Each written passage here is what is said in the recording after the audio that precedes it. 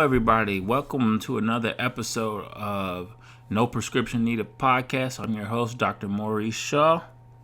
I'm going to make another little quick podcast, something for you to listen to on your 15-minute break, or now that, a lot of places have mandatory lunch breaks, something you can listen to on your 30-minute lunch break.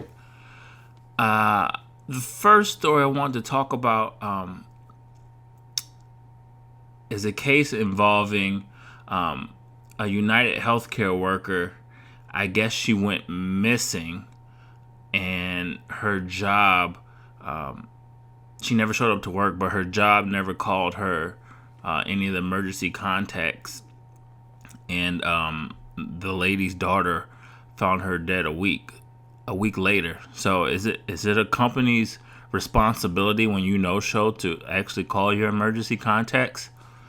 So the title, it was like a post on Reddit, and it says, "My mom's employer, United Healthcare, never called her or her emergency contacts when she suddenly stopped showing up to work. My sister found her dead a week later. My mom accidentally overdosed on insulin on a Monday morning and was found dead in her apartment a week later by my sister. Her employer of over 5 years did not attempt to call her personal phone once and certainly did not reach out to her emergency contacts, which would have been us. She didn't show up to work, and they marked her internally for no call, no show. She was in a position that was highly micromanaged, so there's no way they didn't know Monday morning when she didn't start working. She was a registered nurse for United Healthcare doing clinical reviews of appeals for claims United denied. It was an efficiency-focused role. She had a certain number of files to review every day, and if the nurses started to fall behind, the managers are messaging them by noon asking why numbers are down. Her time was so micromanaged that she told me she needed to punch out to use the restroom, and if she took longer than 5 minutes, the managers would text her asking her where she was. From what I gather, it was a micromanaged sweatshop, but she worked there over 5 years and seemed to be good at her job. She was offered managerial roles twice, which she declined due to the toxic culture, and she always received her efficiency bonuses. So it blows my mind that one day she just went completely MIA and they didn't even do the bare minimum to investigate why. My sister lived an hour away and I lived across country. We didn't talk much during the week with work and everything, so we didn't get suspicious until the weekend when my mom was not responding to texts or calls. I don't think United could have saved her if they reported her missing, but they could have prevented my sister from walking in on my mom's week-old body.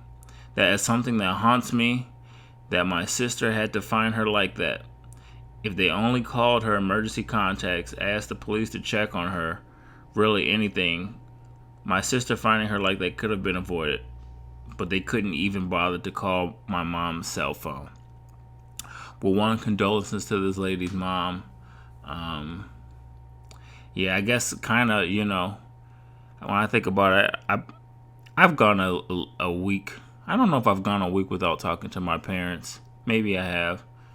I can't remember, but either way, condolences to her. But is it an employer's responsibility to call if you no-show? I kind of feel bad because as a pharmacy manager, I've had employees that just no-showed, and I just assumed they didn't want to come to work or they quit. But I didn't do a welfare check. Now it kind of makes me think those people I didn't call on, God, I hope they're still alive. But I just wonder what you guys thought. Some people in the comments section said that, they should have been calling to check on their mom more. Some people were saying how toxic United Healthcare is as a workplace. I think that's pretty much every place. I wonder if we never showed up to work in retail, would they actually call our emergency contacts that we put down? That is interesting. Another story I wanted to talk about was regarding the post I saw that they wanted justice for Evan Seyfried. Seyfried. I may be pronouncing that wrong, but on March 9th, 2021, Evan Seyfried, a 20-year-old exemplary employee of Kroger, took his own life due to prolonged psychological abuse from two store managers. I guess there's a lawsuit currently pending. Kroger failed to act in accordance with their own ethics complaint policies while violating Evan's inherent right to dignity. So, what I gathered from this story was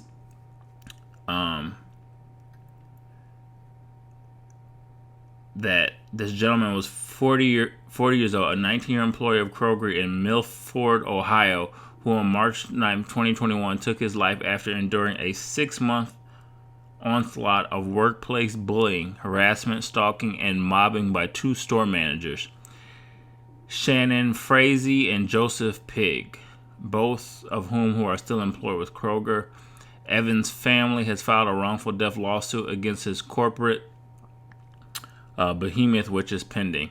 I guess they also put in the story, Evan helped female employees report Joseph Pigg for sexual harassment, which was also ignored by Kroger and also lent to the retaliation through the harassment he suffered at the hands of Pigg and Ali Frazee, F-R-A-Z-E-E, I'm probably mispronouncing it, who conspired to make Evan's life a living hell.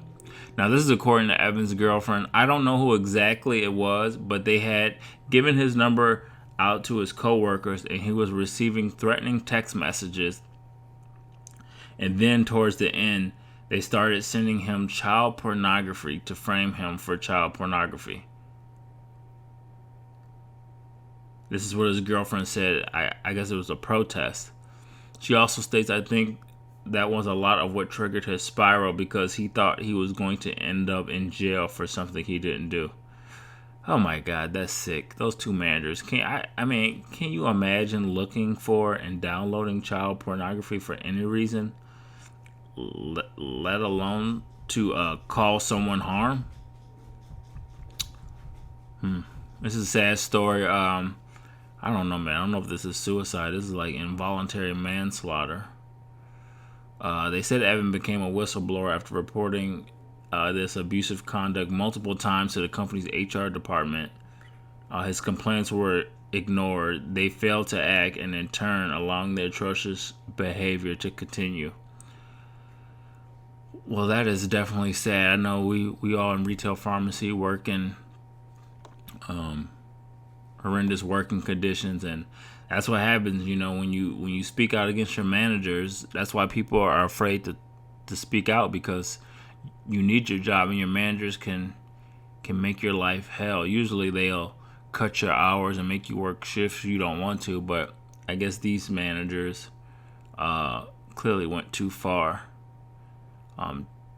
Especially I think the manager whose last name was Pig and whom Evan had reported for sexual harassment. So rest in peace, Evan. Hopefully they get justice. I think there's a GoFundMe to help Evan. I think there also is a news station video if you wanted to watch it and get a little bit more detail on the story. Wow. Sorry, I'm bringing two sad articles. I got to do something a little bit more fun. Let's see. In another post I read, it said to prepare for the flu season, to get everybody's morale up, come visit Satan. This district is coming up. Each pharmacy has to come up with team names. And I thought it was kind of funny, some of the names people threw out there. So if you had to come up with a team name, what would yours be? This was a couple that I saw. There was probably like over 100 in this post, but I thought these were kind of funny. The third party rejects, that's a good pharmacy team name. This means warfarin. Somebody put union organizers. That probably wouldn't go over too well. The flu fighters. See Alice in Wonderland. make Lovenox, not warfarin, mail order brides, and Maroon 5 pharmacy calls. That's probably my favorite one, the Maroon 5 pharmacy calls. Oh, man. Too funny. Well, that's all that I have for you on this episode. Like I said, I try to make these short. I can start making them longer in the future, but I know people get little 15-minute breaks. Even during your lunch, you don't listen to stuff the whole time. So hopefully you found this entertaining. If it's something you want me to talk about, don't forget to email doctorofcomedy@gmail.com.